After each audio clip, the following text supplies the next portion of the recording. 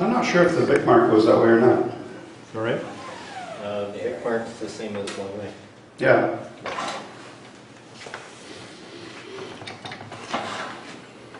I like the feel of the Bic mark though. Okay, same thing. It's better to have too little wood on the inside now. Because I have to start again and go looking for a scrap piece of wood.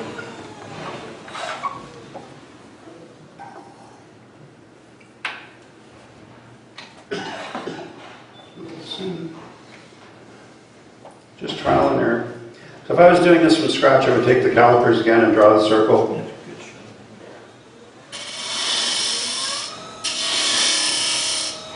One thing I have found is don't try and put the piece in while it's spinning. If it catches, there's a little spot that will cut you. Right there and there.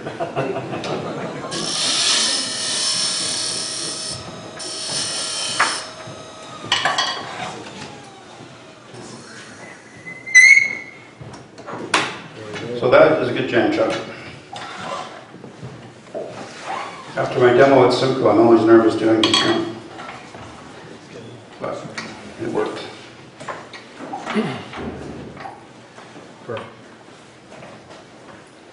Favorite story about things working like that is Gary Player hitting sand shots in practice. Somebody in the crowd goes, God, he's lucky. He's hit every one 6 inches from the cup. He goes, yeah. Looked over his shoulder and said, the more I practice, the luckier I get.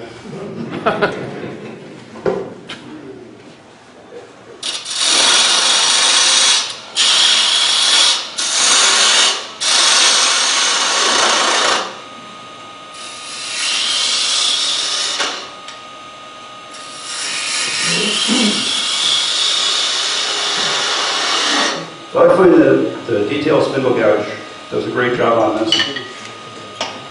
Allows you to get in fairly close. Could we open the live center from the 1836?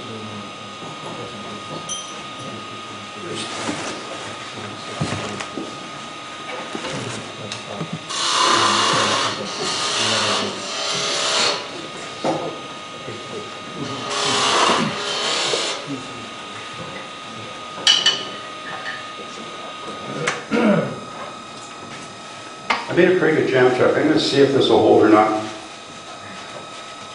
See how good this is. Can you catch this one? Yeah.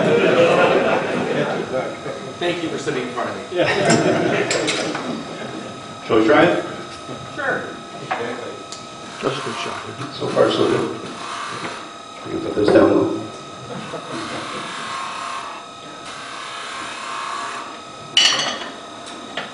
I think it's going to be okay. I've been wrong before.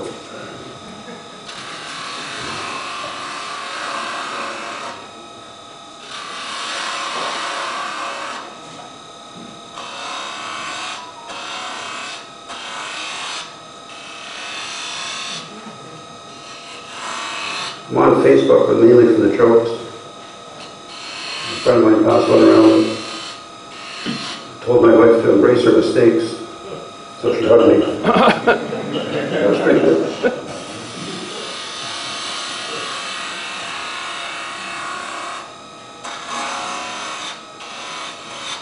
So purposely putting an indent in the hole, Just flattening it out, just flattening it out. so the nut of the peppermill will sit on top.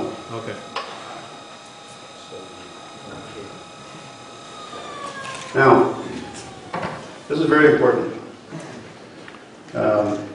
So three critical stages for me. Making the peppermill tenon so the body fits on snug, and making the jam chuck so the top fits in snug, and don't over sand the top because you'll crack the heat chucks going through the top and you will not get rid of them. They just seem to go like 2 inches deep on a 1 inch piece. You can't get rid of them. I don't know what it is. It looks like it's in a 32nd, and you can take a cut, it's still there. So it just seems to keep on going. So if you're doing these, sand the top carefully, slow it down. And just be aware of how much heat you're putting in the top. It's amazing how much force is required for sanding on a lathe. If I get a really tricky piece, I'll take my sanding pad and my drill. I use an electric drill in the studio. I use this for little jobs.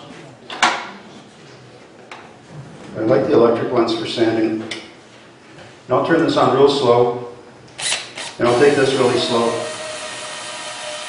just ever so lightly. Beautiful.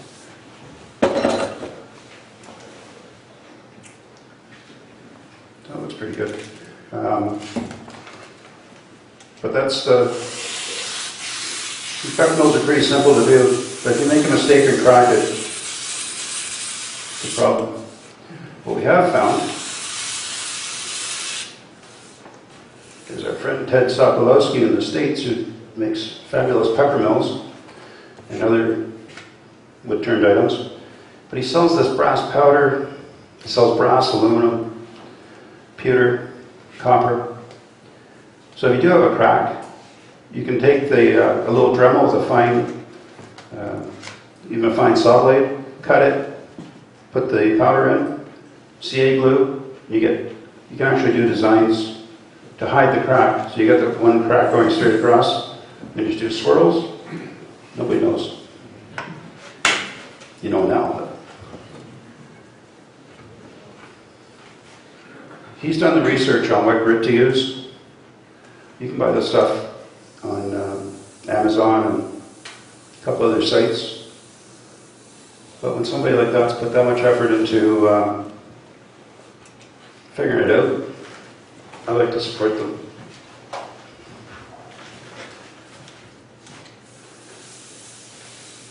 And the other thing is to support the local people, like your friends at Markham here, or any of the other wood turning stores.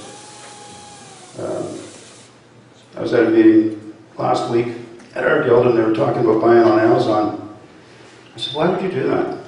So in Hamilton we got Tegs Tools, we got Markham, whoever it is, Atlas, or Federated in London, doesn't matter where you are.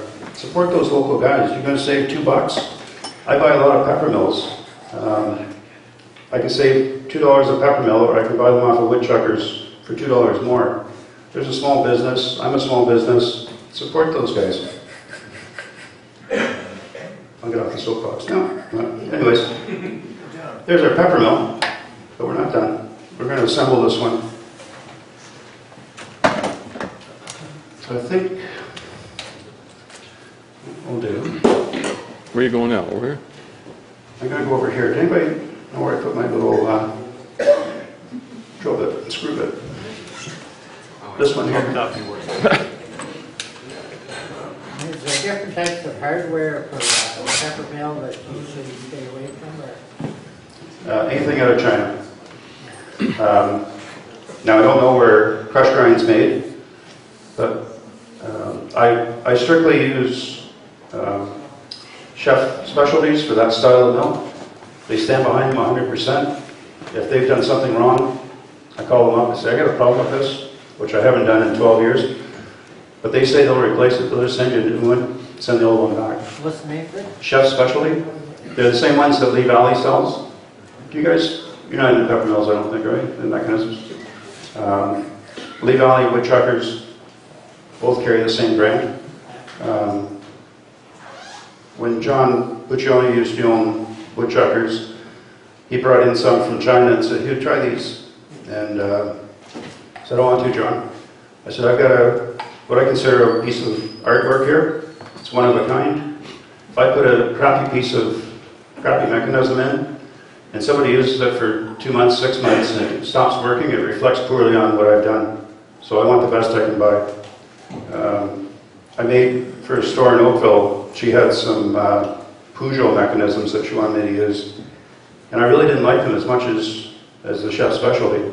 But if you get Peugeots, they're supposed to be good. I've had people tell me they've been using theirs for 40 years and they don't have a problem. But the crush grinding works well. And I've been trying some of the antique mechanisms. They're easy. You basically have a body like this, and the mechanism mounts on top, and it's a crank. But it's made in China. I tell people it's not going to last as long as this, but it's a very cool, functional looking piece, so I pay the rent with those. At the end of the day, that's what it's about for us. And then 3 years I've been using those cranks, and they haven't come back, so that's good. So I'm just going to gather up my mechanism pieces here.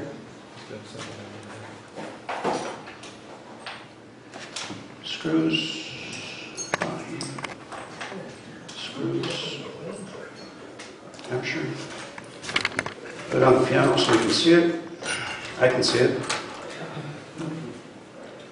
So we'll drop this drive in. So where are we? I'm right down here. Yes, you're good there. Right there? Yeah. So you can see how well that drive plate fits in there. So the 23 millimeter drill, in and out, 30 seconds, it's perfect. I used to take a skew and try and measure it, and it'd slip, and it's like, oh man. Game changer, these carbide drills for doing these mills for me. Price went up. Had to pay for the drills. I take a compressed air and I blow the dust out of this. The other thing I didn't do, on the longer mills especially, I'll knock that slug out and then I'll come through with this sanding stick. Yep. Down there. Down the door. Yeah. Good. So I've just taken a piece of 5/8 round dowel, cut a slice in it, put a 3-inch round disc on, and while this is spinning, I'll just push this in and out. Whoever gets this just gets a little more fiber in there with their peppermills. First time. It's okay. You don't pre-drill for the screws? Not on walnut, no. Maple, Stay right in there so we can see your hand. Yeah. okay. On maple, I definitely will drill. If this was a walnut crotch, I would probably drill it.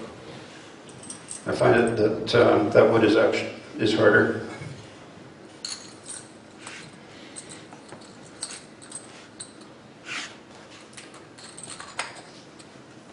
The top.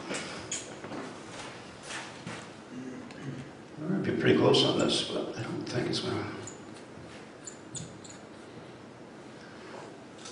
So that's together there. I've got an 1/8 of an inch plate. It's too much. I was actually hoping to make that a little shorter, but it didn't work out. That's okay.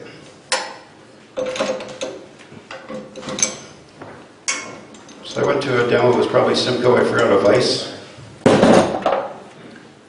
So I'm scratching my head, because I cut the shaft off, I'm going to cut the bottom of the shaft to make this fit.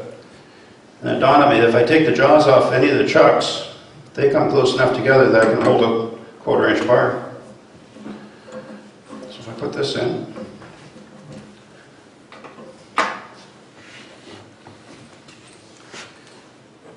here's your $40 tip. All the rest were freebies. This is the $40 tip right here. If this was longer, the shaft, can you see that? Can you see inside? Yep. Okay. So the shaft would stick through. So whatever length your peppermill is, to make it exactly work for, if you're doing 12, 18, 6-inch, doesn't matter. To get it exactly to fit is really difficult. And you don't need to take that time. So just make your peppermill whatever you like. Press everything together. And then draw a line where the shaft sticks through. Put a line down there. And then we'll cut it on that line. Just take this apart.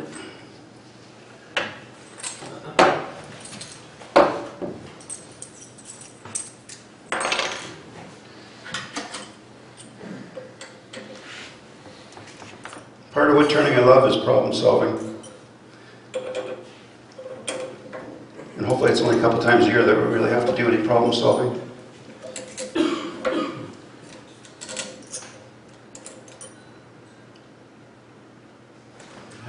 was told to do for a prototype for a company, and saw the drawings, went, "Ooh, that looks pretty simple." Then once I had the wood and I started looking at it, that's not so simple now. So, So hang on a second. You push it through to the bottom, yeah, and then you mark the bottom and you cut the bottom off? yeah, I'm going to cut the bottom off here. Isn't the bottom flared so it doesn't come out? Yes, it is. I'll show you the magic. Okay. Good question, though. Sorry. Trying to be a straight man. No.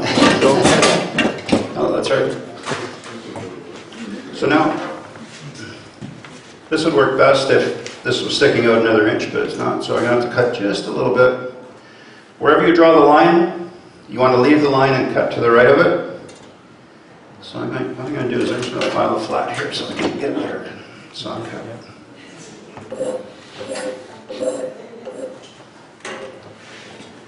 Let's go anymore. So shaky. So I just put this in my bench vise and turn it off. Put this lathe or chuck,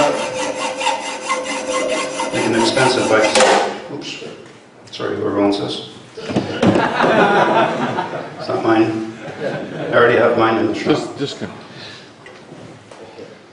Just give that a quick look at the file. Then we'll get my repainting hammer.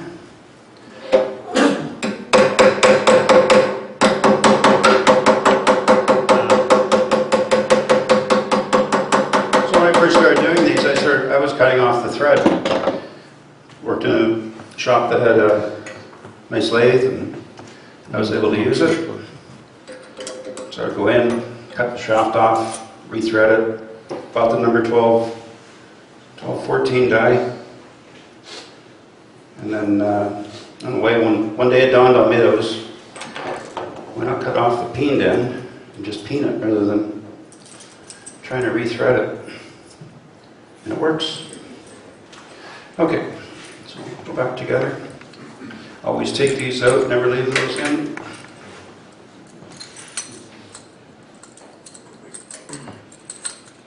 Get those grooves to line up.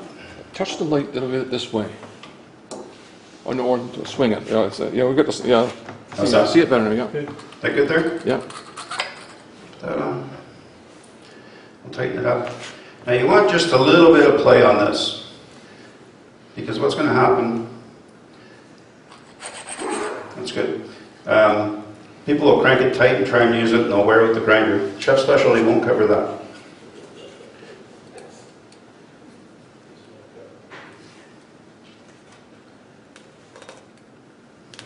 Got it there.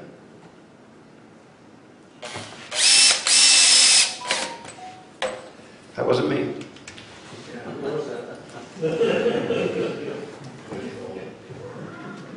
He's got the red face. If it was, CPAP for the fun. Anyways, there it is. 40 minutes.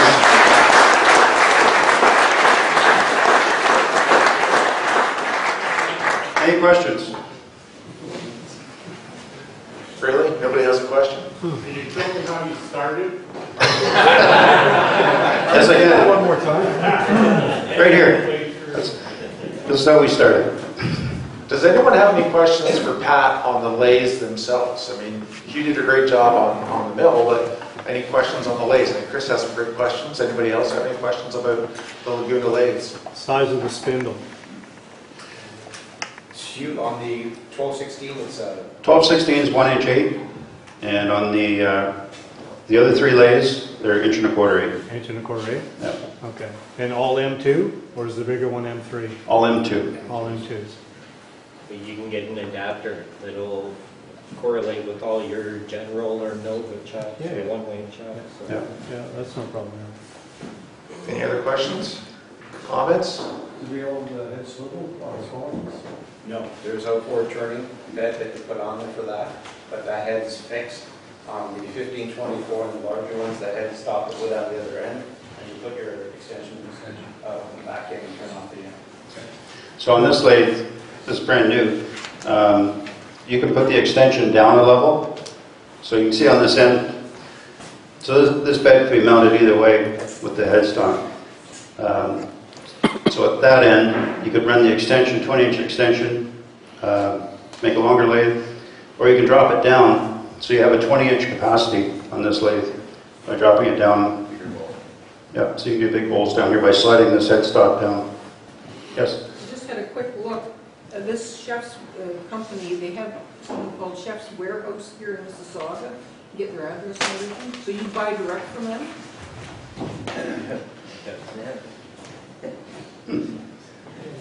There you go, night sunny today. So I would still go to woodchuckers. Just look it up. Any other questions? There's one more. Now's your time. We got all the people here, all the right people. Feel free. No? Awesome. Hugh, thank you so much. You're welcome. Thank you.